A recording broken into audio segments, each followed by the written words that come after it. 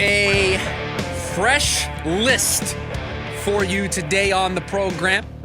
We break these out from time to time. And our list today, the show's list of players that the Cardinals should not pass on if they get to the 16th overall pick. Why are we doing this as a list today on the show? Well, we have spent time this week discussing trading down for the Cardinals.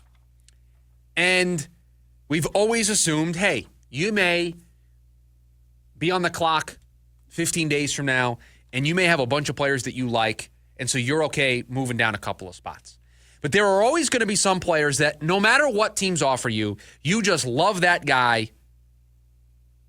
That is your slam dunk top 5 player on your class, and you're just not moving down in the hopes that that guy gets to the next spot. You are just, there's a can't miss guy for us. We are going to draft that guy. So these are the players that, for me, if I was sitting in the chair, if I was the general manager of the Arizona Cardinals, players that when I was on the clock at 16, if these players were available, I would rush the card into the podium, and I would have a tough time not taking one of these 5 guys. Now, I want to make something extremely clear because I don't need any phone calls at 480-864-1060. I don't need anybody trolling me in the YouTube chat about this. Travis Hunter and Abdul Carter are not getting to 16, so they are not going to be on the list. Does everybody got that?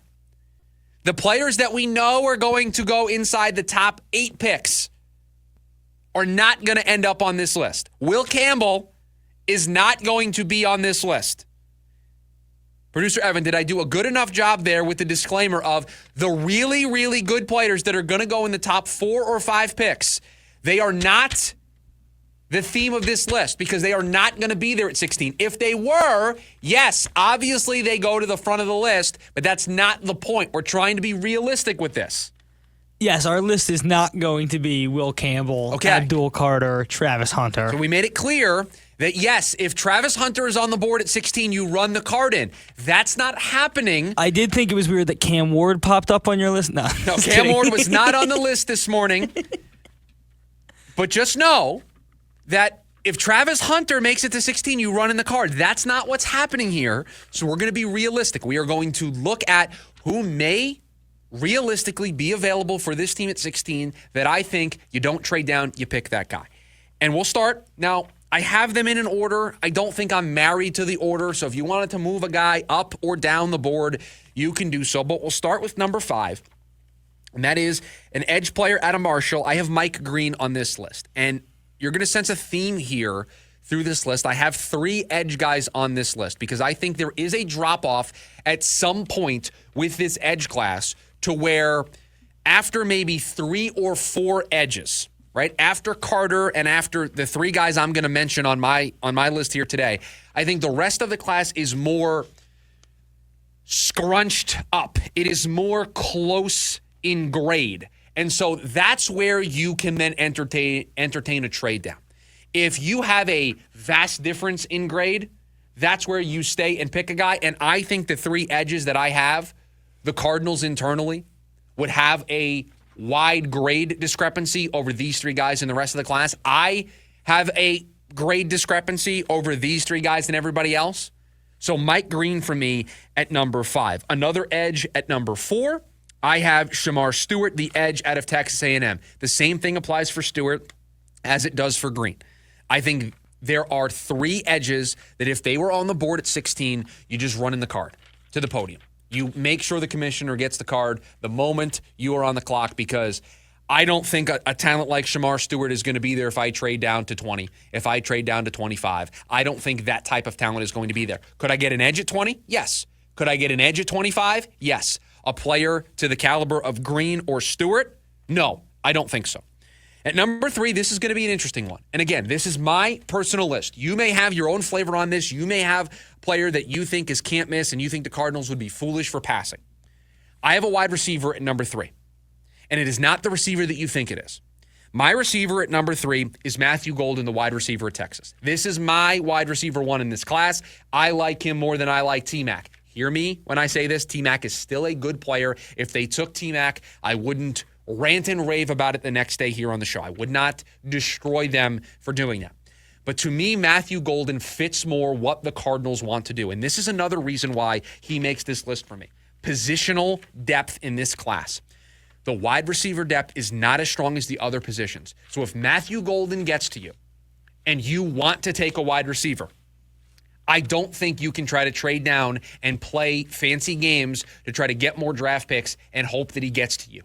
Or take a wide receiver on day 2. If you want to take a wide receiver, I think you need to do it with the 16th overall pick, and I think you need to make it Matthew Golden. He is a better fit for this offense. He is more versatile, can play inside, can play outside, ran a 4.29 40 at the combine. Here is a player that is your deep down-the-field threat that this team has been missing.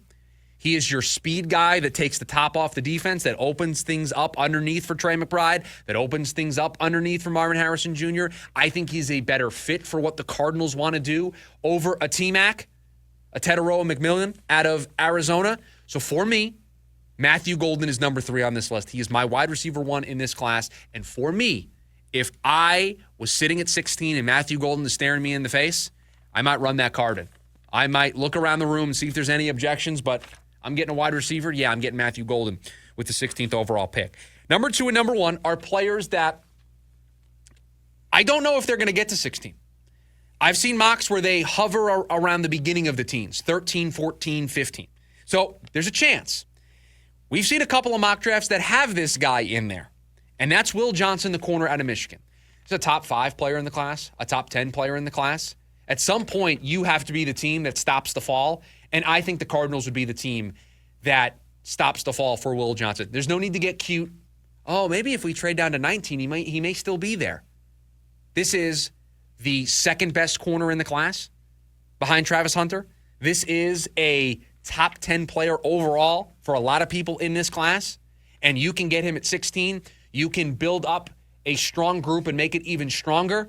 At some point, you just have to go BPA. You have to just look at the value that you're getting. And to me, Will Johnson being at 16 would be tremendous value that the Cardinals don't need to play cute games with. They don't need to try to get additional draft picks. You just hand the card into the commissioner and you say, we're taking Will Johnson, corner out of Michigan.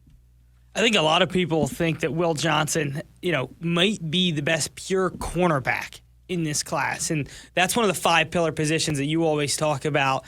Actually, everybody on this list is one of the 5 pillar positions. All 5 pillar spots. Will Johnson is, to me, one of those guys could be a game changer the minute he steps in. You look at some of these teams that have shut down corners, a lot of them do extremely well, and it changes the dynamic of a defense and what you can do in the secondary. I think, to be honest with you, Will Johnson would be number 1 on my list, but I like where he sits at your list at 2. And again, the corner group for the Cardinals is somewhat of a strength of their defense, but there's nothing wrong when the value matches up, making a strength an even stronger strength, right? Because we know that this pass rush is better. Is this pass rush perfect? No. But you know what helps a pass rush that maybe isn't perfect? A shutdown secondary that can create those coverage sacks that everybody covets, right? How many times on a broadcast do you hear the broadcasters talk about, oh, that was a coverage sack. They locked it down, gave the defense time to get after the quarterback. Well, guess what? You don't have coverage sacks unless you have shutdown corners that create those chances, that create those moments for the defense. So making a strength an even bigger strength, yeah, that's what Will Johnson provides. Now, you mentioned that I have all 5 pillar positions here on this list. That's kind of by design, because any other position that isn't a 5-pillar position, I don't think you run the card in, right? If Ashton Genty is on the board at 16, it's a great player. I don't know if I'm running the card in. I'd rather let somebody else, I got James Conner, I'd rather let somebody else come up, pay me a king's ransom. I'm not in the running back market. You want to take Ashton Genty, go ahead. Do I think Genty gets to 16? No, but you understand the point that I'm making. There are positions that are not 5-pillar positions where if another team wants to come up and get that guy, I am not going to be the GM that stands in their way, and I'm going to be the GM that benefits from it. But if these players are on the board, I got to think about it. I got to consider not trading down. And then number 1, this is a guy that's mocked normally in the top 10 pretty regularly. I've seen a couple of mocks have him at 11, 12, so there's a chance. If I see multiple mocks where you're drafted in the double digits, then there is a realistic chance that you get to 16. A player that I would not pass on, Jalen Walker, the edge out of Georgia. Defensive players from the University of Georgia, specifically players that play on the edge, that play in the front seven, those are players that you want on your football team. Just ask the Philadelphia Eagles. Philadelphia Eagles have drafted a lot of players out of the University of Georgia. Let me ask the resident Eagles expert here on the program. It's working out pretty well for you, isn't it? Listen, they got guys up there that have really developed into some players. I mean, Jalen Carter and what Nolan Smith did at the end of the year was just, it was unbelievable. Both from the University of Georgia, correct? Yeah, actually, yeah. So front both seven from the University of Georgia. Front seven players from the University of Georgia. It works out pretty well, and we know that the Eagles are a model that the Cardinals want to live by. So taking a edge player out of Georgia, this is one of the best edge players in the class. This might be edge 2 behind Abdul Carter, but because of some of the other positional values, because of some of the other team needs inside the top 10, he may slip a little bit.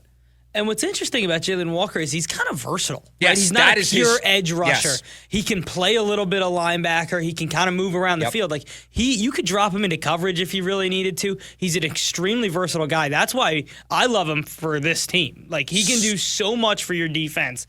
And I also want to touch on them making the edge better this year is only going to allow drafting an edge grow. Yes. Like he doesn't have to come in and be the guy. Yep. He can do all the things that he has in his tools. Yeah, Jalen Walker is a Swiss Army knife for a defense. And when you have a defensive mind running your team like Jonathan Gannon, I can just see it on draft night. I can just see Gannon looking at Monty, and if the board plays out where Jalen Walker somehow gets there, and he's just going to look at him and go, how do we not? How is that not the guy? That argues the question we talked about the other day of like, would you move up for him? Let's say he gets to 14. Yeah. Do you start to get a little nervous? Are you biting your fingernails, right? Of we just got to get through 2 more spots, and you start to get a little worried, and do you get a little antsy and want to move up? Yes. But I think if Jalen Walker's on the board at 16, I'm not trading down. I'm just not. I'm going to just hand the card in and say, you know what? Maybe I'll trade down tomorrow, but I'm going to get a home run. So my 5 guys on my list of guys I would not trade down if these guys are on the board. Mike Green, edge out of Marshall. Shamar Stewart, edge out of Texas A&M. Matthew Golden, wide receiver of Texas. Will Johnson, corner out of Michigan. Jalen Walker, edge out of Georgia. And again, if there are a couple of these guys on the board, it all depends on the tiebreaker of where your grades are, and then maybe you can consider moving down. But if only one of these guys is on the board, you're not trading down. I'm taking one of these 5 guys.